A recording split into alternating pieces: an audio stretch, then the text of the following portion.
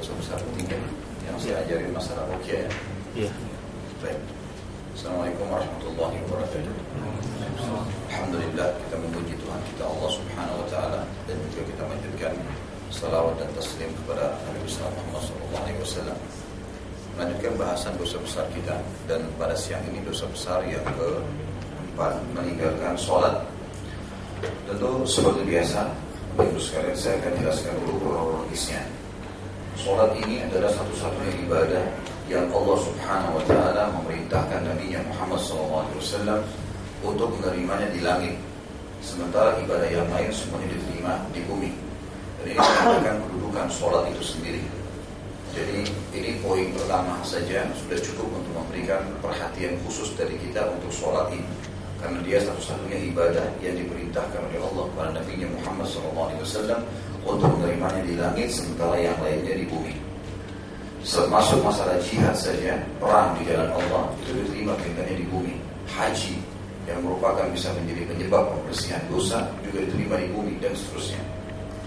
Kemudian dari sisi yang lain, ada hadis Nabi SAW yang menyebutkan kalau sholat ini akan membersihkan dosa-dosa seorang hamba.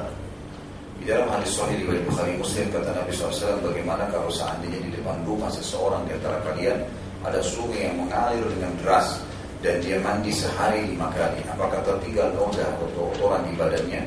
Maka para sahabat mengatakan, tentu tidak ada ya Rasulullah. 5 kali mandi sehari di sungai yang deras tidak akan tertinggal kotoran di badannya. Maka kata Nabi SAW, begitulah perumpamaan 5 waktu sholat, dia akan membersihkan seorang hamba dari dosa-dosanya. Begitu pula dengan masalah wudhu yang dikerjakan sebelum sholat. Kata Nabi SAW dalam hadis riwayat Muslim, tidak ada seorang muslim pun yang berwudhu dan menyempurnakan wudhu itu, menjalankan seperti perintah Nabi SAW, kecuali akan berjatuhan dosa-dosanya bersamaan dengan tetes air terakhir yang jatuh dari anggota tubuhnya. Bila dia mengusap telapak tangannya, maka akan jatuh semua dosa-dosa yang pernah dilakukan oleh tangannya. Bila dia berkumur-kumur dan memasukkan air di hidungnya, istinsyak dan madmadah, maka secara otomatis semua dosa di mulutnya akan berjatuhan. Pada saat dia mengusap wajahnya, maka semua dosa di matanya akan jatuh. Dan pada saat dia mengusap kepalanya, maka akan jatuh semua dosa di kepalanya. Dan pada saat dia mencuci kakinya, maka juga akan jatuh dosa yang pernah dilakukan oleh kakinya, sampai dia bersih dari dosa-dosa yang pernah dia lakukan. Tentu ini maksudnya adalah dosa-dosa kecil, teman-teman sekalian. Dosa besar butuh taubat nasuha. Dosa besar yang kita bahas ini bahasan dalam kita yang sudah bahas 3 poin yang lalu. Kita harus taubat nasuha dengan 3 syarat mutlak. Meninggalkan dosa itu seketika, lagi zina, lagi riba, lagi dusta, berhenti, sesali yang kedua, dan bertekad sama Allah tidak akan mengulanginya yang ketiga. Sebagian ulama menambahkan dari pendapat Imam Nawawi ini, menyibukkan diri dengan amal saleh dari sisa umurnya. Dosa-dosa kecil semua akan dibersihkan. Sisi yang lain, teman-teman sekalian, sholat ini akan menjadi cahaya bagi orang-orang yang melakukannya. Sebagaimana sabda Nabi SAW, sholat itu adalah burhan wa dhiya. Burhan ini akan memandu orangnya pada jalan yang benar, dan dhiya adalah cahaya. Tidak temukan orang yang rutin mengerjakan sholat, maka walaupun kulitnya bergelap seperti teman-teman dari Afrika, tetap akan kelihatan ada cahaya keimanan, karena memang mengerjakan sholat itu dijanjikan oleh Allah Subhanahu wa taala ada cahaya, ketentraman orang pada saat melihat wajahnya dan merasa nyaman pada saat ada di sebelahnya. Sholat juga, teman-teman sekalian, poin yang keempat adalah awal amal yang dihisab hari kiamat. Sebagaimana sabda Nabi SAW dalam hadis sahih, awal amal dihisab hari kiamat adalah sholat. Kalau sholatnya baik, maka akan baik semua amalnya, akan terbantukan. Dan kalau buruk, maka akan mengganggu yang lainnya.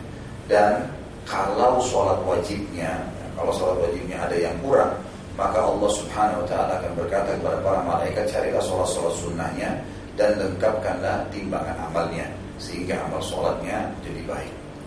Di surga juga ada pintu khusus, namanya pintu sholat. Dan ini pintu yang tertinggi dalam masalah atau yang ada di surga nanti.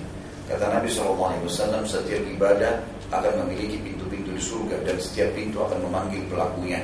Dimulai dari pintu sholat, kemudian baru datang setelahnya pintu jihad, pintu puasa, pintu zakat, dan seterusnya.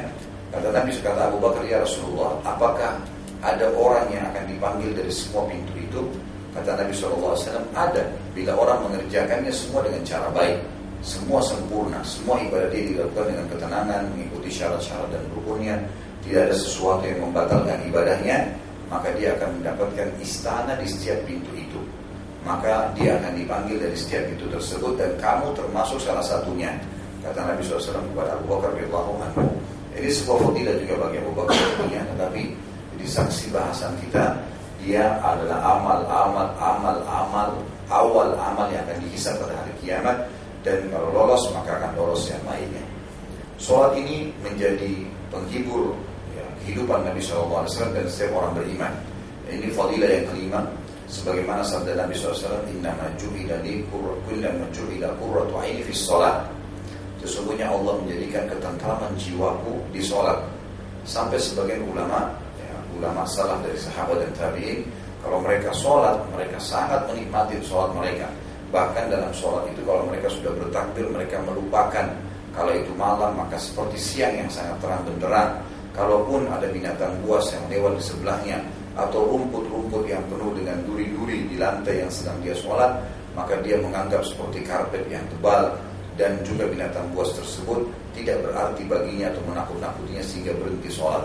Sampai seseorang di antara mereka kalau sholat, saking tahunya sholat adalah komunikasi seorang hamba dengan Allah, maka mereka tidak bergerak walaupun salah seorang di antara mereka disengat oleh lebah di daerah keningnya. Ada seorang sahabat dan tabi'in dulu, generasi ini digigit lebah oleh di dahinya dan berdarah, dia tidak bergerak. Sampai seseorang di antara mereka kalau sholat seperti batang pohon yang kokoh dan tidak bergerak sedikit pun.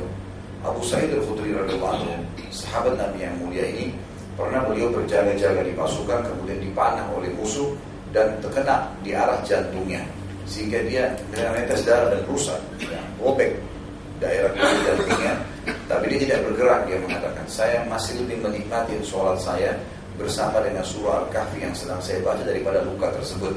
Lalu musuh tersebut melempar lagi anak panah yang kedua, jatuh di sebelah anak panah yang pertama, dan juga membuat luka yang lebih besar di jantungnya. Maka dia pun tetap sholat sampai musuh tersebut melepaskan 10 anak panah, dan Abu Sa'id Al-Khudri tidak bergerak sama sekali. Lalu beliau berkata, kalau seandainya bukan karena saya khawatir kalau saya terbunuh, lalu Rasulullah SAW dan para sahabatnya akan dibunuh oleh musuh, maka niscaya demi Allah saya akan lanjutkan surah Al-Kahfi yang sedang saya baca dalam sholat malam saya. Mereka sangat merenungi dan mengetahui kalau sholat adalah komunikasi seorang hamba dengan Allah Subhanahu Wa Taala. Salah seorang di antara mereka pernah sholat malam, kemudian terbakar di sekitar rumahnya. Lalu kemudian tetangganya pada memanggil, ya fulan, kebakaran sedang terjadi, ya fulan, kebakaran sedang terjadi. Dia tidak bergerak. Sampai besok pagi setelah redam api tersebut, semua rumah habis, termasuk rumah orang yang sedang sholat tadi, kecuali dia dengan sejadahnya. Maka tetangganya semua bertakbir sambil mendatangi dan berkata, wahai fulan, apa yang kamu lakukan dan apa yang kamu mohon sama Allah sampai-sampai kamu tidak terbakar, sementara secara akal manusia pasti kamu harus terbakar. Sekelilingnya semuanya rumahnya hangus, dinding rumahnya habis, perabotnya habis, cuma dia dengan sejadahnya tidak terbakar. Maka dia mengatakan, semalam waktu terjadi kebakaran dan kalian sedang memanggil saya, tiba-tiba saya mengingat panasnya api neraka. Maka panas dunia ini akan menjadi kecil buat saya. Dan saya terus saja sholat sambil merenungi dan meresapi proses terjadi kebakaran tersebut. Dan mungkin karena saya khusyuk kepada Allah Subhanahu Wa Taala, maka Allah pun membuat saya tidak terbakar. Mereka sangat memahami tentang makna sholat itu sekalian. Makanya sholat ini harus dijaga benar-benar. Selain dijaga tepat waktunya, juga dilakukan dengan gerakan dan bacaan yang benar. Dimulai dari wudu sampai sholatnya. Saya sarankan teman-teman untuk membeli buku terbitan Mustaka Ibnu Umar, judulnya Sifat Sholat Nabi, Sifat Wudu dan Sholat Nabi SAW. Harganya sekitar 10.000 atau 11.000 rupiah. Di dalamnya bergambar, bisa teman-teman baca, dilihat, bisa dihadiahkan di musola-musola dekat rumah, bisa dihadiahkan ke teman-teman kantor, kepada kerabat kalau lagi silaturahim. Sangat besar manfaatnya, harganya murah. Jadi, apalagi kalau Anda mau dapat lebih murah, mungkin bisa telepon penerbitnya, kemudian minta harga khusus, bisa saja didiskon. Kalau mau beli banyak, misalnya 100 biji, 200 biji dan seterusnya, maka itu akan lebih mempermudah kita untuk mempelajarinya. Sebentar lagi saya akan praktekkan juga tata cara sholat wudu sesuai dengan sunnah Nabi SAW, dan juga tata cara sholat sesuai dengan sunnah Nabi SAW, karena ini adalah perintah agama kita Namun sebelumnya teman-teman sekalian, saya ingin menjelaskan juga poin yang sedang kita bahas. Jadi nanti penutupan kita baru praktekin wudu dan sholat. Meninggalkan sholat dari sisi lain, kalau kita mengerjakan sholat pahalanya besar, bahkan awal amal yang akan menentukan kita masuk surga atau tidak, bisa menjadi pembersih dosa, memberikan cahaya, gitu kan, dan bisa memberikan ketenangan jiwa sebagaimana Nabi SAW menjadikan sholat sebagai penenang hatinya. Maka orang yang meninggalkan sholat, yang dimaksud adalah sholat wajib, maka hukumnya bisa berbahaya buat dia. Ada dua hukum. Kalau dia meninggalkan sholat itu takasulan, malas-malesan, maka hukumnya ditakzir. Takzir itu diingatkan, dan pendapat paling ringan dalam masalah ini adalah pendapat Imam Syafi'i rahimahullah, yang beliau berkata kalau sudah diingatkan berulang kali tidak mau, maka hukumnya dipenggal kepalanya. Ini hukum yang paling ringan karena sholat tidak ada toleransi di dalamnya. Pendapat jumhur ulama, maka ini sudah lebih tegas dari masalah itu. Kalau orang itu meninggalkan sholat jahdan ini membangkang, nggak ada sholat itu, lalu mencaci maki, menghardik orang yang sholat, maka ini hukumnya kufur. Dia kalau taubat harus mengulangi 2 kalimat syahadatnya, karena ini memang sudah sampai membangkang apa yang telah Allah perintahkan. Ini hukum meninggalkan sholat. Yang sedang kita bahas di dosa besar kita yang keempat, meninggalkan sholat secara takasulan, malas-malesan tadi. Ya, kalau disuruh dia sholat, kalau enggak ya enggak. Temannya ajak dia sholat, kalau enggak ya enggak. Ini dosa besar. Tapi kalau dia jahdan, dia bangkang, hukumnya kufur. Kita dengarkan dalilnya, di mana Imam Al-Zahabi rahimahullah mengangkat ayat Al-Quran yang pertama surah Maryam ayat 59 sampai 60. A'udzubillahi minasyaitonir rajim. فَخَلَقَ مِنْ بَعْدِهِمْ خَلْفٌ أَضَاعُوا الصَّلَاةَ وَاتَّبَعُوا الشَّهَوَاتِ فَسَوْفَ يَلْقَوْنَ غَيًّا إِلَّا مَنْ تَابَ وَآمَنَ وَعَمِلَ عَمَلًا صَالِحًا فَأُولَٰئِكَ يَدْخُلُونَ الْجَنَّةَ وَلَا يُظْلَمُونَ شَيْئًا. Maka datanglah sesudah mereka pengganti yang jelek. Jadi kalau ada orang tidak sholat, maka generasi setelahnya lebih buruk lagi. Otomatis lebih tidak sholat, gitu kan. Yang tidak jelek, yang jelek itu adalah generasi yang jelek kata Allah, dan orang yang mewariskan generasi itu jelek semuanya di mata Allah adalah orang yang menyia-nyiakan sholat dan menurutkan hawa nafsu mereka. Maka mereka kelak akan menemui kesesatan, pasti susah hidupnya. Kecuali orang-orang yang taubat di antara mereka, lalu mereka beriman dan mereka mengerjakan kebajikan termasuk sholat, maka mereka itu akan masuk surga dan tidak dizalimi atau dirugikan sedikit pun. Ayat ini menjelaskan kepada kita tentang tegasan tidak bolehnya meninggalkan sholat, bahkan itu akan bisa menjadi warisan terhadap anak cucu. Ini berbahaya. Dia berdosa, juga anak cucunya berdosa karena dia tidak pernah mengajarkan kepada mereka. Dan ini dipastikan akan mendapatkan kesesatan dalam hidupnya dan juga akan masuk neraka di akhirat nanti. Kecuali yang sempat taubat sebelum meninggal. Firman Allah yang lain, dalil yang kedua, dalam surah Al-Ma'un ayat 4 dan ayat 5, Allah Subhanahu wa taala berfirman, A'udzubillahi minasyaitonir rajim, fawailun lil musallin alladziina hum 'an shalatihim sahun. Celakalah bagi orang-orang yang sholat. Kok bisa orang sholat celaka? Allah jelaskan, yaitu orang-orang yang lalai dari sholatnya. Maksudnya dia sholat kapan dia mau, dia nggak mau sholat, sudah dia nggak mau sholat. Ini adalah kecelakaan bagi mereka. Dan makna wail artinya kecelakaan, kehancuran, kebinasaan, siksaan di api neraka. Dikatakan fawailun lil musallin, kecelakaan bagi mereka yang lalai-lalai dari sholatnya. Tentu kalau kita renungin makna ayat ini sebenarnya Bapak Ibu sekalian, orang tidak ada alasan udzur untuk tidak sholat, karena sholat itu tidak mengambil waktunya sebenarnya. Dari 24 jam waktu yang Allah kasih, kita ambillah setiap sholat 5 menit. Anggap 10 menit pun. Kalau 10 menit itu sudah luar biasa panjangnya. Kalau kayak tadi kita sholat itu paling 5 menit selesai.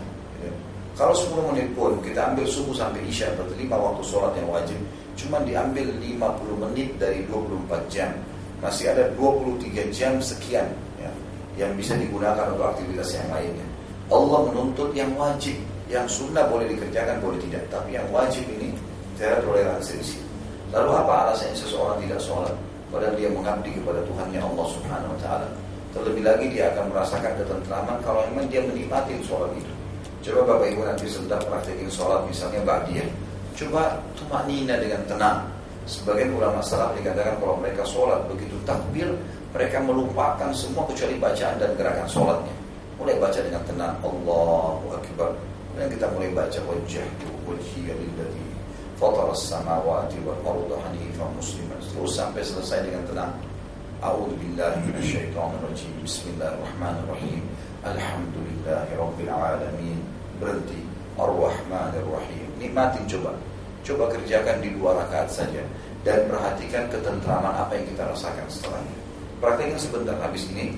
Bedakan dengan kalau kita sholat asal jadi saja, akan ada ketenangan jiwa. Dan kalau kita kerjakan setiap saat seperti itu, makin sering kita kerjakan sebuah ibadah, maka makin tinggi tingkat khusyuan yang Allah kasih pada ibadah itu. Seringnya orang sholat dengan tenang, Allah akan tambahkan tingkat ketenangan dalam hatinya. Seringnya orang bersedekah, dia akan royal dengan sedekah tersebut, dia tidak akan perhitungan. Seringnya orang haji dan umrah, rasa penatnya, rasa capeknya akan hilang, sehingga dia terus semangat untuk mengerjakannya. Seringnya orang berjihad akan membuat rasa takutnya hilang dan hanya mengejar akhirat dengan mati syahid. Terus begitu. Jadi seringnya kita mengerjakan sebuah ibadah dengan tenang, menikmatinya, maka Allah pun akan memberikan ketentraman hati di situ. Dikatakan di sini oleh para ulama tafsir, kalau seandainya orang yang lalai sholat saja sudah dihukum seperti ini, kecelakaan dan kehancuran bagi mereka, bagaimana dengan orang yang meninggalkan secara keseluruhan? Dalil yang ketiga surah Al-Mudaththir ayat 42-43. Bunyinya a'udzubillahi minasyaitonir rajim. Ma salakakum fi saqar? Qalu lam naku minal musallin. Apakah yang memasukkan kalian ke dalam neraka Saqar? Neraka Saqar tempat khusus bagi orang yang meninggalkan sholat di neraka nanti laut. Penghuninya, penjaganya, para malaikat bertanya, apa yang membuat kalian masuk ke sini? Mereka berkata, dan Allah sudah bocorkan buat kita sekarang sebelum menuju ke akhirat. Semua orang yang tidak sholat akan mengatakan, kami dahulu termasuk orang-orang yang tidak mengerjakan sholat. Sabda Nabi SAW dari yang keempat, tadi 3 buah ayat, sekarang hadis Nabi SAW. Hadis ini riwayat Tirmidzi dalam Kitabul Iman dan juga An-Nasai dalam Kitabus Shalah, dan diriwayatkan oleh Al-Hakim juga dalam Mustadraknya. Kata Nabi SAW, Al-ahdu alladhi bainana wa bainahum as-salah, wa man tarakaha faqad kafar. Perbedaan dasar antara kami dan orang-orang kafir adalah sholat. Maka barang siapa yang meninggalkannya, dia telah kafir. Di sini kata ulama adalah meninggalkan secara jahdan, nggak ada sholat. Tapi kalau takasuran, malas-malasan, dosa besar. Kemudian hadis Nabi SAW, di antara sholat-sholat yang 5 waktu, teman-teman sekalian, yang paling afdal adalah sholat asar. Kemudian datang setelahnya subuh dan isya, baru setelahnya datang duhur dan maghrib. Tentu semuanya punya kelebihan, Tetapi dari 5 sholat ini hanya sholat asar yang punya kelebihan istimewa. Dikatakan oleh Nabi SAW di dalam hadis riwayat Imam Bukhari dalam kitab Mawaqitus Shalah, dan juga ini diriwayatkan oleh Nasai dalam Kitabus Shalah. Kata Nabi SAW, man fatathu sholatul asr habita amalu. Barang siapa yang luput melaksanakan sholat asar sebagai bentuk pengingkaran, maka seluruh amal ibadah lainnya gugur atau dihapuskan. Ungkiri, gak ada sholat itu. Terutama sholat asar, maka dipastikan seluruh amal yang pernah dia lakukan dari sedekah, dari haji, habis pun dianggap hangus oleh Allah Subhanahu wa taala. Di dalam hadis yang lain riwayat Imam Muslim dalam Kitabul Iman dan juga Abu Dawud dalam Kitabus Sunnah, kata Nabi SAW, bainal abdi wa bainasy syirki tarkus shalah. Antara seorang hamba dengan kemusyrikan adalah meninggalkan sholat. Meninggalkan sholat berarti sudah dianggap menyekutukan Allah Subhanahu wa taala. Kemudian juga sabda Nabi SAW di dalam hadis diriwayatkan oleh Imam Ahmad dan Mundhiri dalam kitab Targhibut Targhib atau Targhibut Tarhib, juga disebutkan oleh Ahmad dan Baihaqi, dan para periwayatnya Imam Ahmad ini dianggap sahih. Kata Nabi SAW, man taraka sholata muta'ammidan faqad bari'at minhu dhimmatullah. Barang siapa yang sengaja meninggalkan sholat secara sengaja, maka sungguh jaminan Allah untuknya telah terlepas. Kata para ulama hadis, yang dimaksud terlepas adalah pada hari itu Allah tidak menjamin keselamatan baginya, rezekinya akan terganggu, hidupnya akan susah, dan bisa saja datang cobaan-cobaan semacam penyakit atau gangguan orang lain kepadanya. Karena diangkat keselamatan, perlindungan Allah diangkat dari. Seperti kalau Anda kerja di perusahaan ini, perusahaan berlepas diri dari Anda. Bari'at minhu maksudnya berlepas diri. Dan dia bekerja dianggap bukan bagian dari pegawai itu, dan dia kalau berbuat salah tidak akan ditolong dan seterusnya. Itu dimana dengan bari'at. Orang yang meninggalkan sholat, Allah berlepas diri darinya. Jadi semua fasilitas yang diberikan diangkat, dicabut, sehingga dia bisa saja setiap saat terancam. Kita ini sangat terancam teman-teman sekalian. Kita kalau jalan di luar, apa yang bisa melindungi mata kita kira-kira dari batu, dari debu, dari sesuatu yang kotor? Kalau bukan dengan izin Allah, kita tidak akan bisa terlindungi. Kalau Allah angkat perlindungannya, maka bisa saja kita terkena setiap saat.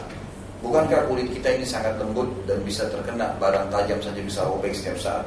Bukankah seseorang di antara kita walaupun pakai sepatu baru di jalan aspal yang lurus bisa keseleo kakinya?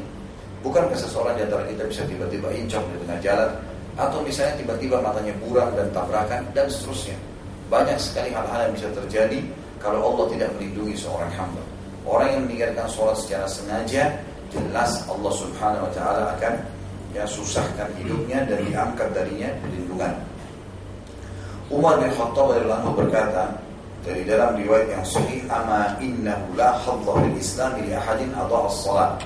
Ketahuilah, tidak boleh diberikan kedudukan apapun kepada seseorang muslim yang menyia-nyiakan sholat. Gak boleh kasih jabatan apapun. Kalau dalam Islam dilepaskan dari pemimpin negara sampai pemimpin satu tempat. Kalau dia muslim tinggalin sholat, gak layak dihormatin, gak layak ditemenin, gak layak dipilih jadi pemimpin. Umar bin Khattab menjadikan itu sebagai standar sebuah hukum. Dan ini adalah beliau mengatakan, ketahuilah sesungguhnya tidak ada bagian dalam Islam bagi seorang yang menyia-nyiakan atau meninggalkan sholat. Dan ini juga hal yang serupa disebutkan oleh Ayyub as-Sikhtiyani dan beberapa ulama-ulama yang lain. Kemudian disebutkan juga Abu Hurairah berkata radhiyallahu anhu di dalam hadis diriwayatkan oleh Al-Hakim dalam Mustadrak, dan ini disebutkan melalui juga Tirmidzi, dan Tirmidzi tidak menyebutkan dari Abu Hurairah, tapi hadis ini adalah hadis sahih. Karena ashabu Muhammadin sallallahu alaihi wasallam la yarawna syai'an min al-a'mali tarku kufrun ghairus shalah atau ghairus shalah.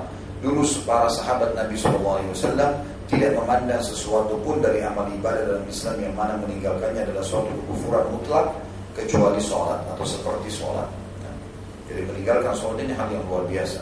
Ibnu Hazm berkata rahimahullah, seorang ulama muslim dari Spanyol, setelah syirik mempersekutukan Allah, tidak ada dosa yang lebih besar daripada menunda sholat hingga habis waktunya dan membunuh seorang mukmin tanpa alasan yang benar. Jadi sampai di sini, ini bukan meninggalkan sholat secara jahda ya, bangka. Meninggalkan sholat hanya melalaikan saja diri, keluar dari situ maka akan dianggap dosa itu menyerupai dosa syirik. Kemudian Rasulullah SAW juga bersabda, awwalu ma yuhasabu bihi 'abdu yawm al-qiyamah min amalihi salatu, fa in salahat faqad aflaha wa anjah, wa in fasadat faqad khaba wa khasir.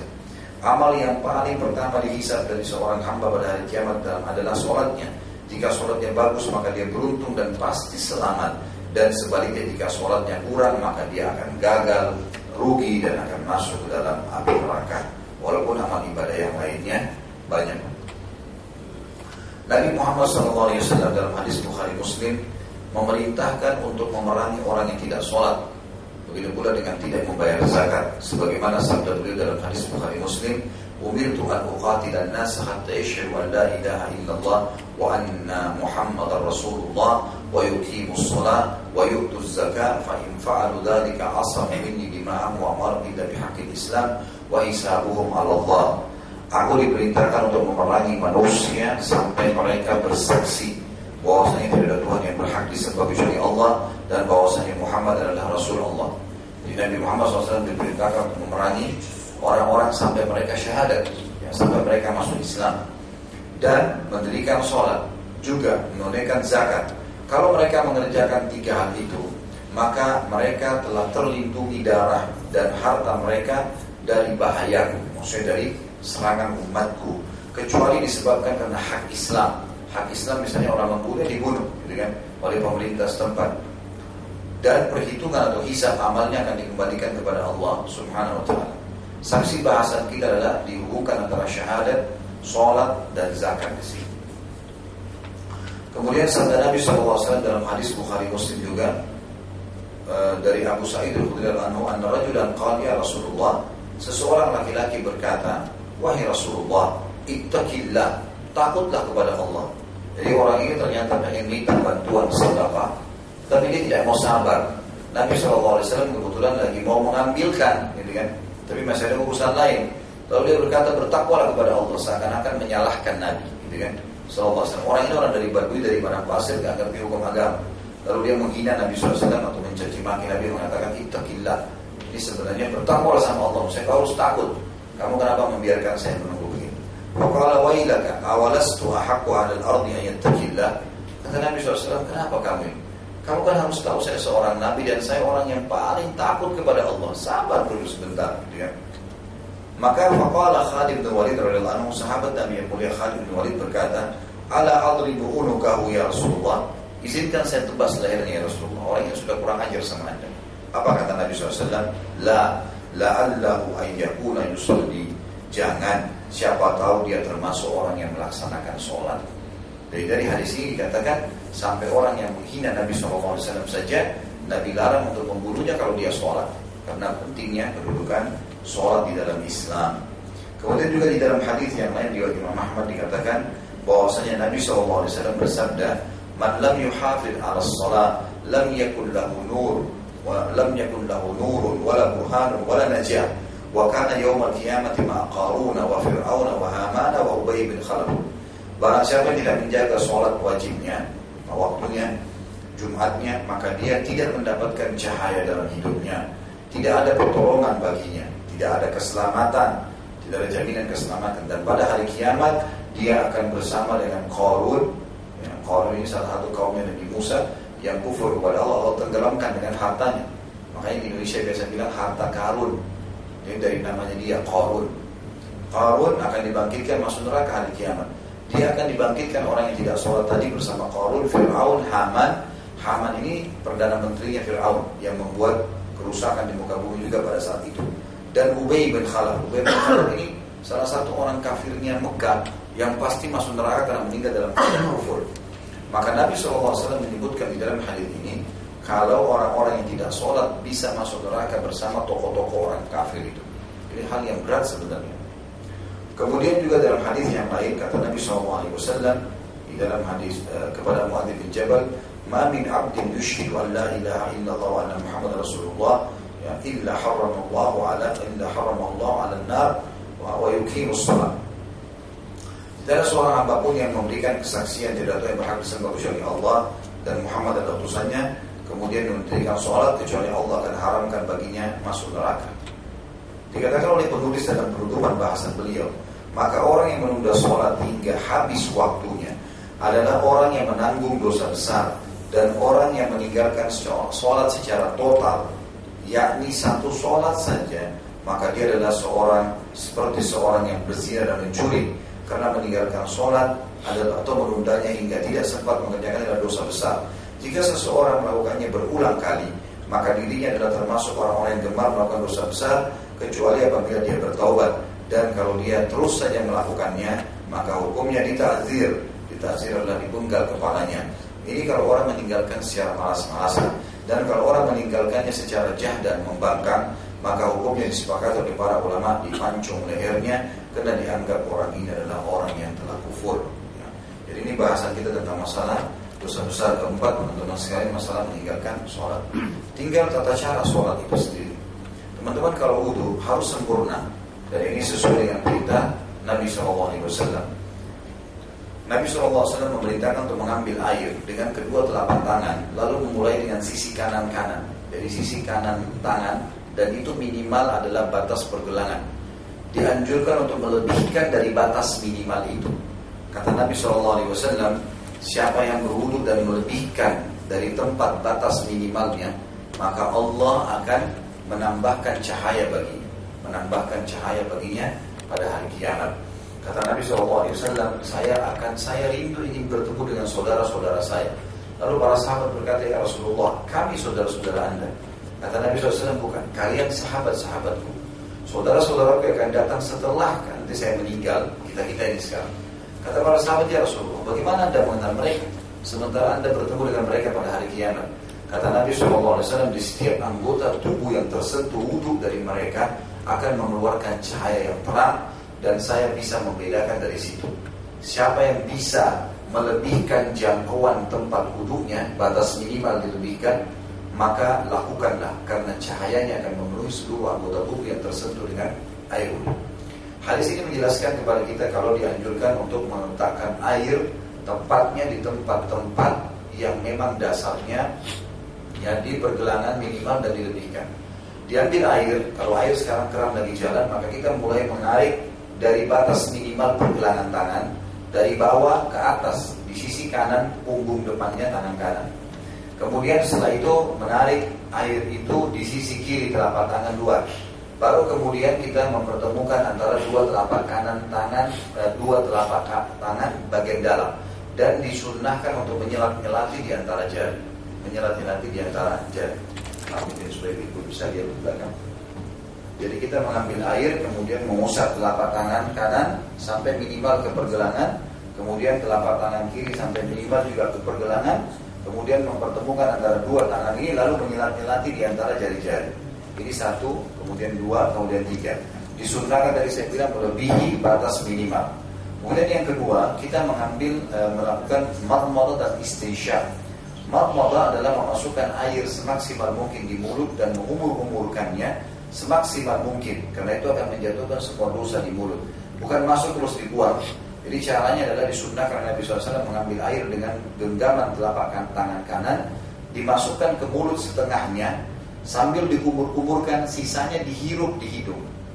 Memang sunnahnya adalah menghirup, karena kata Nabi SAW, kalau kalian tidak sedang puasa, maka kuatkanlah hirupan air itu.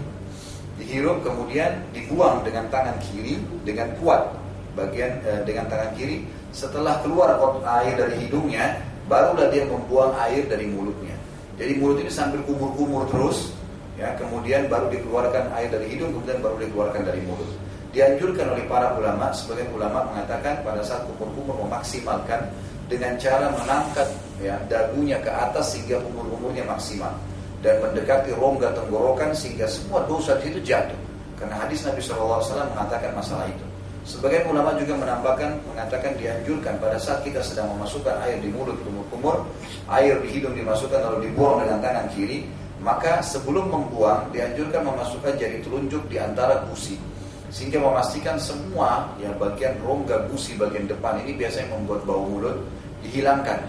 Karena biasanya kalau teman-teman mau tahu bau mulut dari mana, itu ada lendir yang melengket di bagian gusi bagian depan. Kalau mau tahu nanti pada saat kita kumur-kumur habis makan, habis minum, biasanya kalau disentuhkan di atas kita akan rasa ada kayak melengket. Nah itu yang biasa membuat bau, itu dikeluarkan, dikumur-kumur dan dibuang. Satu, kemudian dua, kemudian tiga. Lalu kemudian wajah teman-teman sekalian itu dimulai dari awal tempat tumbuhnya rambut. Jadi kita harus melihat rambut kita umumnya tumbuh di mana. Kemudian dari awal tempat tumbuhnya rambut sampai dua jari di bawah dagu. Jadi caranya mengambil air dua telapak tangan, kemudian diusapkan di wajah seperti ini.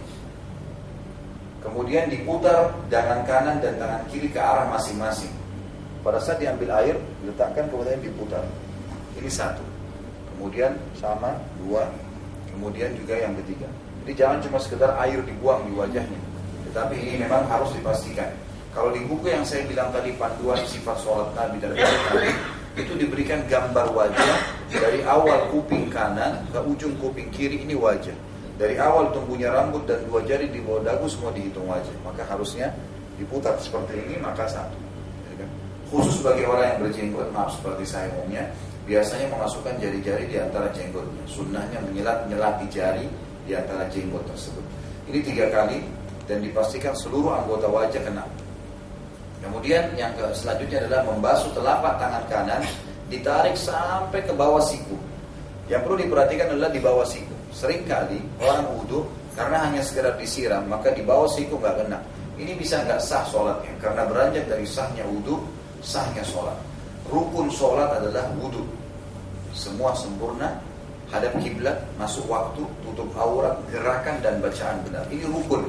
Kalau nggak ada salah satunya batal sholatnya. Makanya harus diperhatikan. Ditarik. Kalau air keran lagi jalan, kita tarik dari atas sampai dipastikan bagian siku bawah ini kena. Saya pernah wudu waktu saya masih mahasiswa. Teman saya di sebelah sempat ingatkan, Khalid, siku kamu bagian bawah tidak kena. Saya lihat begini, memang betul tidak kena. Karena jadi harus kita perhatikan. Ditarik sampai dipastikan telapak tangan kiri kita ini menyentuh bagian bawah siku, kemudian ditarik bagian dalam. Ini 1. Kemudian 2, kemudian 3. Boleh juga dimulai dari atas. Kalau memang kita menganggap dari atas, tapi dipastikan minimal adalah siku. dilebihkan malah bagus. Gitu kan? Kalau lebih malah bagus. Seperti misalnya Bapak Ibu boleh wudhu kalau kita sementara mandi. Dan boleh wudhu dalam kondisi tidak menggunakan pakaian. Karena memang di kamar mandi kita sendirian, gitu kan.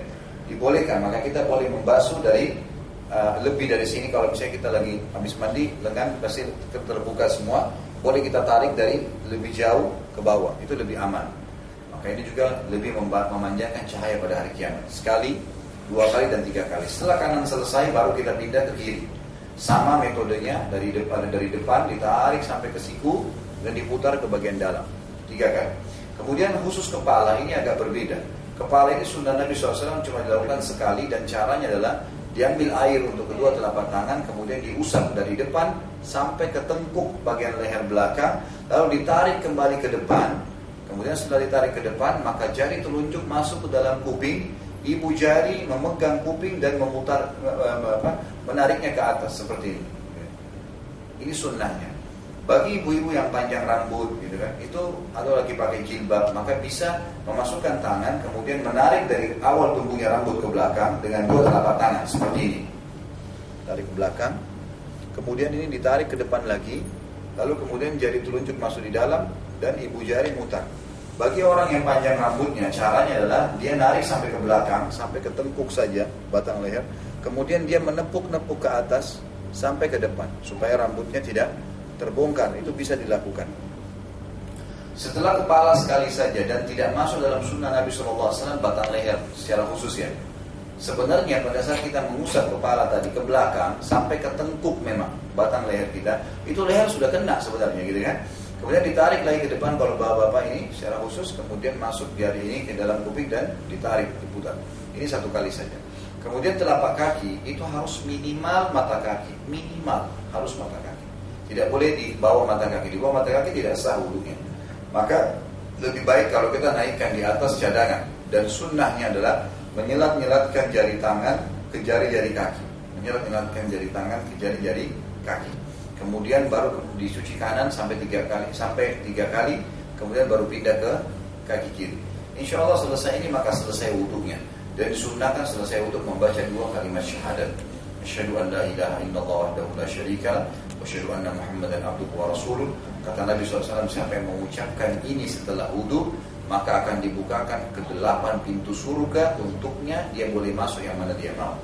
Dan dalam riwayat Tirmidzi ditambah dengan doa, Allahumma ja'alni minat tawwabin wa ja'alni minal mutatahhirin. Kita disunnahkan untuk menambah dengan itu. Baik, ini tata cara wudhunya. Tata cara sholatnya itu dimulai dengan takbiratul ihram, dan ada gerakan standar Bapak Ibu sekalian. Gerakan standar itu adalah telapak tangan, jari-jari semua dirapatkan seperti ini. Pertama sekali, ruas tulang belakang diluruskan. Laki-laki perempuan sama, ditegakkan sampai terasa tertarik. Kemudian kita tegak, mata dibuka, diarahkan ke tempat sujud. Tidak boleh berkedip, tidak boleh ditutup matanya. Ini syaitan yang goda kita kadang-kadang kalau tutup mata khusyuk. Percaya tidak akan, mustahil. Ini awalnya saja syaitan mau membuat kita melanggar sunnah Nabi. Karena sunnah Nabi membuka mata. Dan kata Nabi SAW, Allah terus memandang wajah seorang hamba selama matanya ke tempat sujudnya. Makanya syaitan menggoda kita seakan-akan khusyuk. Ya, ini luar biasa. Ini akan membuat orang lupa malah. Kita pastikan dalam beberapa detik saja kita akan menghayal kemana-mana. Karena ini syaitan yang goda. Apalagi kalau dia sholat sir, kayak kita duhur dan asar. Sir itu mengecilin suara, bukan menghilangkan suara. Jadi orang kalau sudah matanya tertutup, kemudian juga suaranya hilang, tidur sekalian. Gitu. Nah, ini nggak boleh. Jadi kan, makanya harus keras. Sholat sir, duhur pun dan asar itu sir artinya ngecilin suara. Tetap harus keluar sebatas kita dengar sendiri. Alhamdulillah, tanpa mengganggu orang yang di sebelah. Itu akan membawa kepada khusyuk. Dengan mata tidak boleh dipindahkan dari tempat sujud. Tadi sudah jelas hadisnya, Allah terus memandang wajah seorang hamba selama matanya masih di tempat sujudnya. Ini gerakan standarnya adalah seperti ini, jari-jari semuanya rapat, ini tidak boleh renggang, semuanya rapat, dihadapkan ke depan, sejajar ujungnya dengan pundak atau sejajar dengan kuping. Kurang lebih seperti ini, dan ini diambil jarak kurang lebih 1 jengkal dari pundak kita. Caranya Allahu Akbar begini, atau dinaikkan Allahu Akbar begini. Setelah itu, jadi bisa sejajar dengan kuping atau sejajar dengan pundak. Dihadapkan ke depan sambil ditegakkan pundak kita. Allahu Akbar seperti ini kurang lebih atau seperti ini. Kemudian mempertemukan antara punggung kanan bagian dalam dengan punggung kiri bagian luar. Diletakkan begini, atau dipertemukan antara pergelangan kanan dengan pergelangan kiri seperti ini, dan diletakkan di awal dada antara ulu hati dengan dada seperti ini kurang lebih. Allahu Akbar seperti ini, atau Allahu Akbar pergelangan sama pergelangan ya, seperti ini ya. Ini sunnah Nabi SAW dikerjakan begini. Coba bedakan antara ini ya, Allahu Akbar, ini sunnah Nabi, dengan Allahu Akbar. Dari gerakan sudah lain. Ada orang begini, ada orang begini. Ini nggak tahu dari mana semua. Bedakan coba gerakan Nabi SAW dengan gerakan yang tidak ada sunnahnya. Akan beda sekali. Dari awal kita Allahu Akbar dengan tegak seperti ini, itu sudah terbawa dalam arus kekhusyuan. Beda sekali dengan orang yang gerakan-gerakannya tadi yang aneh-aneh, tidak pernah ada sunnah Nabi. Kemudian setelah letakkan di dada, barulah kita mulai membaca doa Iftitah, Al-Fatihah, surah. Ini tentu saya tidak ajarkan lagi, Anda bacaan sendiri. Kemudian kita ruku. Pada saat mau ruku juga sama gerakan standarnya. Kembali ke sini tadi, Allahu Akbar. Ini kembali lagi tangan begini, kemudian dua telapak tangan menggenggam lutut. Dan dipastikan punggung kita ini rata semuanya. Cara yang saya gunakan pribadi adalah, kalau Bapak Ibu punya cermin besar di rumah, di kamar tidur misalnya, maka coba ruku sambil lihat ke cermin. Ini kalau di luar sholat maksud saya. Ada sholat lihat cermin ini batal. Jadi dia sambil ruku sambil lihat ke cermin. Maka itu kita bisa lihat, karena Nabi SAW kalau ruku, punggung beliau rata, sampai-sampai kalau ditaruh bejana air tidak tumpah. Dan itu caranya adalah digenggam lutut, kemudian dipastikan otot bagian paha belakang ketarik. Seperti kurang lebih begini. Pada saat kita ruku, Allah, ini sudah selesai saya sholat, surah, kemudian saya ruku. Allahu Akbar, ini lutut digenggam, kemudian dipastikan ditarik. Seperti ini. Sejajar nggak? Sejajar. Rata, seperti ini. Jadi jangan turun, jangan juga naik. Tapi ini sejajar. Dengan cara, ini terasa paha belakang ketarik, ini digenggam, ini insya Allah kita ruku selama apapun dengan cara seperti ini tetap nyaman. Kemudian kita bangun, Sami Allahu liman hamidah, kembali ke gerakan standar lagi. Ini gerakan standarnya tadi. Waktu takbiratul ihram itu mau ruku sama Sami Allah liman hamidah sama. Jangan terlalu belakang ya, di depan, sejengkal dari pundak. Seperti ini. Dan tidak usah tegang tangannya, biasa aja. Jangan ditepuk, dibuka, dilenggangkan. Ini juga jangan sampai jarinya terlalu keluar. Sami Allahu liman hamidah, ada dua cara. Sami Allahu liman hamidah bisa dikembalikan ke samping kanan paha dan kiri kita. Tapi mata tetap ke tempat sujud ya. Sami Allahu liman hamidah, taruh begini, tetap mata ke tempat sujud dan dibuka. Atau Sami Allahu liman hamidah, kembali ke sini lagi. Kembali ke awal. Jadi kalau Bapak Ibu lihat ada orang kembalikan ke dada, itu nggak salah. Karena hadis berbunyi, Nabi Muhammad SAW waktu bangun dari rukuhnya, seluruh anggota tubuh beliau kembali seperti semula. Perkataan kembali seperti semula yang membuat ulama jadi dua pendapat. Ada yang mengatakan seperti semula adalah sebelum takbiratul ihram, maka tangannya seperti itu.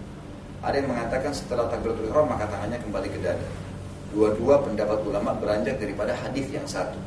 Selama ada nas, ada dalil yang menjelaskan, maka boleh kita memilih salah satu. Jadi jangan salahin Sami Allahu liman hamidah, letakkan di sini, atau Sami Allahu liman hamidah ke sini. Kalau saran saya, lakukan keduanya tapi selang-seling supaya mendapatkan pendapat dari keduanya, karena dua-dua pendapat ulama yang punya dalil yang sama. Selanjutnya sujud Bapak Ibu sekalian. Kata Nabi SAW, saya diperintahkan sujud dengan 7 anggota tubuh. Dahi dan hidung satu. Dahi dan hidung satu. Jadi harus hidung dan dahi sujud, semuanya tersentuh lantai. Ini satu. 2 dan 3 adalah kedua telapak tangan. Dan sujud pun sama dengan takbiratul ihram tadi. Waktu itu takbiratul ihram kan begini. Sujud pun begitu, diletakkan di bawah ini sama dengan takbiratul ihram. Rapat semua, ini ujungnya sejajar dengan pundak atau dengan kuping diletakkan, gitu kan. Ini 1, 2, 3. Kemudian kedua lutut 4 dan 5, kedua telapak tangan, kedua telapak kaki 6 dan 7. Cuman bedanya kalau sujud maka dianjurkan untuk merenggangkan seluruh anggota tubuh, terutama kalau sholat sendiri. Laki-laki perempuan sama. Dengan cara, kata Abdul Mas'ud radhiyallahu anhu, kami dilarang oleh Rasulullah SAW sujud seperti anjing sedang duduk. Siku nggak boleh kesentuh di tanah, siku nggak boleh kesentuh ke tulang rusuk, siku juga nggak kesentuh di paha. Jadi pada saat diletakkan ini dibuka, direnggangkan. Kalau sholat sendiri, kalau sholat berjamaah maka boleh diatur sedemikian rupa sesuai dengan keadaan teman kita di sebelah. Gitu ya. Jangan desak orang lain akhirnya berantem. Gitu ya. Jadi Allahu Akbar sujud diletakkan ini diluaskan sedikit, kemudian perhatikan paha sama tulang rusuk, paha dengan rusuk jauh, siku dengan paha juga jauh, jadi dicari jarak sedemikian rupa, gitu kan? Yang idealnya kata ulama adalah kalau seseorang itu mengambil ukuran sujud dia itu sama dengan ukuran badan dia sebenarnya. Jadi sebenarnya kalau kayak ukuran sejadah ini masih belum sesuai. Kalau mau lebih luas maka lebih luas lebih bagus, gitu kan? Nanti akan saya praktekin sebentar. Makin jauh jarak tubuh kita maka makin bagus. Pada saat kita letakkan telapak tangan dan ada rongga di sini, sirkulasi udara akan bagus, orang sujudnya bisa lama. Firman Allah Subhanahu wa taala wal qanitina wal qanitat, dan laki-laki yang qanit dan perempuan yang qanitah. Siapa mereka ini? Kata ulama tafsir, yang lama ruku dan lama sujudnya. Nah ini perintah Allah Subhanahu wa taala, lama sujud lama ruku. Ada juga sabda Nabi SAW, kalau kalian ruku agungkan Allah, kalau kalian sujud berbanyaklah doa. Karena sangat jarang doa ditolak pada saat sedang sujud. Maka kita bisa berdoa. Dan ulama sudah sepakat sekarang mengatakan bahwasanya dalam sujud dibolehkan membaca doa walaupun bahasa Indonesia. Khusus sujud. Tapi di luar sujud ada dua tempat di sholat itu, sujud dan sebelum salam. Ini boleh kita berdoa. Karena doa ini ada dalilnya. Tapi ruku, i'tidal nggak boleh kita baca doa kecuali memang yang sudah diperintahkan. Tapi sujud dan sebelum salam dibolehkan. Kalau sujud tadi dalilnya, kata Nabi SAW, paling dekat seorang hamba kepada Allah pada saat dia sujud, maka berbanyaklah doa. Gitu kan, karena jarang ditolak doa pada saat sujud. Sebelum salam, Nabi SAW mengajarkan 13 macam doa sebelum salam. Gitu kan? Dan ini sabda Nabi SAW setelah itu, فَلْيَدُعُ مَا يَشَاءُ, dia boleh berdoa semaunya. Setelah itu, sebelum salam ya, makanya diijabah oleh Allah Subhanahu Wa Taala. Ini adalah masalah sujud, dan saya akan perhatikan sebentar lagi. Bangun dari sujud nanti saya praktikkan karena bersambung. Duduknya adalah iftirash. Apa itu iftirash? Diambil dari kata-kata firash, yang berarti tempat untuk tidur. Ya, gitu. Kenapa dikatakan duduk iftirash? Karena telapak kaki kiri kita didudukin, gitu kan? Dan telapak kaki kanan berdiri. Maka dikatakan iftirash. Itu duduk iftirash. Saya praktikkan sebentar. Itu duduk di antara dua sujud. Ini juga dilakukan di setiap sholat. Kalau jumlahnya 2 rakaat. Di rakaat kedua, salam atau tidak salam lebih baik iftirash. Karena dikatakan dalam hadis Nabi SAW, kalau 2 rakaat duduknya iftirash. Ini salam atau tidak salam, termasuk sholat subuh, itu lebih tepatnya duduknya iftirash. Duduk yang kedua adalah duduk tawarruk. Warak itu artinya bokong. Jadi tawarruk artinya meletakkan bokong kita di tanah. Makanya dikatakan tawarruk. Ya. Ini dilakukan kalau rakaat ketiga ke atas. Misal kita sholat maghrib, rakaat kedua duduknya iftirash, rakaat ketiga kita sudah tawarruk. Atau kita sholat witir, ya, sama. Pokoknya lebih dari rakaat kedua, 2 rakaat, maka itu berarti duduknya ya tawarruk. Kalau kurang dari itu 2 rakaat atau 1 rakaat, seperti 2 rakaat sholat sunnah misalnya, atau sholat witir 1 rakaat, maka duduknya iftirash. Kemudian setelah itu teman-teman sekalian akan saya praktikin juga cara berdiri dari sujud kedua ke rakaat yang kedua. Gitu ya. Itu caranya adalah duduk dulu iftirash. Duduk dulu iftirash. Bangun dari sujud, Allahu Akbar, duduk dulu. Namanya ini duduk tenang, duduk tumanina di sini, duduk istirahat. Kadang-kadang ulama mengatakan duduk dan istirahat. Sejenak, duduk dulu. Kemudian ada 2 cara, menekan paha kita dengan telapak tangan untuk menopang tubuh ke atas. Atau sunnah Nabi SAW juga menggenggam telapak tangan, kemudian meletakkan di depan kita dan mendorong ini ke atas. Larangan Nabi SAW di sini adalah jangan kalian sujud dan jangan kalian bangun dari sujud seperti unta sedang duduk atau berdiri. Unta itu teman-teman sekalian kalau mau turun, kalau mau duduk biasanya bagian tangan depannya diturunkan dulu, gitu kan? Baru kemudian, jadi dia turun dulu tangannya, kemudian bokongnya turun. Jadi seakan-akan pantatnya di atas, gitu kan? Kalau mau sujud, nanti saya praktikin yang benar dan yang salah. Kemudian bangun dari sujud juga sama. Kalau unta mau bangun, biasanya yang dia bangunkan adalah ya, bagian belakangnya dulu. Ya, kemudian bokongnya jadi ke atas, baru tangannya diangkat. Nah ini yang dilarang oleh Nabi SAW. Kemudian setelah itu kita akan perhatikan tentang tata cara salam. Salam itu pada saat kita duduk dan berdiri pun dalam sholat dipastikan dada kita terbusung dan juga ya tulang ruas belakang kita ketarik. Allahu Akbar seperti ini. Jadi jangan bungkuk ya. Ini memang ditegakkan. Ini juga tidak usah naik pundaknya. Kemudian pada saat pun kita duduk di tahiyat, duduk di antara dua sujud sama. Letakkan telapak tangan kita semuanya jari-jari terapat, ditaruh di paha. Kemudian kita menegakkan punggung kita sambil mengatakan Rabbighfirli warhamni wajibuli terus. Itu semua. Dan ada buku judulnya Rapi Penyakit dengan Sholat. Ternyata gerakan-gerakan sholat ini kalau dikerjakan dengan benar justru memberikan kesehatan dengan hikmah Allah Subhanahu Wa Taala. Baik, saya praktekkan sujudnya. Anggap sekarang sujudnya mau turun ke sana saja ya. Ini kalau saya sujud misalnya Sami Allahu liman hamidah, maka ini saya bisa letakkan di sini, atau Sami Allahu liman hamidah saya letakkan di sini. Kemudian saya mau sujud turun lutut dulu atau tangan dulu boleh. Tapi caranya kalau lutut kita Sami Allahu liman hamidah, kemudian Allahu Akbar seperti biasa saja, lutut diturunkan. Kemudian telapak tangan diambil jarak sedemikian rupa supaya bisa nyaman. Misal saya letakkan ke sini, kemudian saya sujud Allahu Akbar. Maka ini telapak tangan rapat seperti ini menghadap kiblat. Ini juga jauh dari lantai, jauh dari paha, jauh dari tulang rusuk. Ini diletakkan seperti ini Allahu Akbar. Jadi yang dilarang itu seperti ini. Ini nggak boleh. Seperti ini. Ini semua yang dilarang. Ini yang dilarang ya, jangan malah dipraktikin. Jadi yang benar adalah ini ditaruh. Sebagian ulama mengatakan idealnya antara lutut sama telapak tangan jarak 1 siku. Jadi ini seperti ini. Nah berarti kita letakkan di sini telapak tangan. Allahu Akbar. Berarti kan di sini dahi dan hidung harus rapat. Ini juga sama, lutut turun dan telapak kaki saya yang diperhatikan. Pada saat sujud Allahu Akbar, ini saya letakkan seperti ini. Ini jangan dibuka. Ini diletakkan begini. Ini semuanya renggang. Seperti ini. Pada saat bangun dari sujud Allahu Akbar, ini namanya iftirash. Duduk di atas telapak kaki kiri dan ini berdiri. Kemudian ini punggung ditegakkan, telapak jari-jari kita semuanya rapat ditaruh di ujung paha. Jadi seperti ini pada saat duduk iftirash. Allahu Akbar, ini telapak tangan kita ditaruh di sini. Dan untuk mengatur saf, Bapak Ibu sekalian, tolak ukur saf itu adalah pundak kita. Tidak usah lebih dari pundak. Jadi kalau kita berdiri membuka telapak kaki kita dalam berdiri sholat itu cukup ukuran pundak. Nggak usah ikutin ukuran sejadah. Kadang-kadang orang badannya kecil tapi kakinya dibuka besar. Ini mengganggu orang di sebelah. Dan kita bisa cukup dengan itu. Misal saya pada saat berdiri, ini saya berdiri lagi sholat, maka telapak kaki disunnahkan jangan seperti kipas begini ya. Tapi telapak kaki itu dibuka begini. Jadi seperti ini.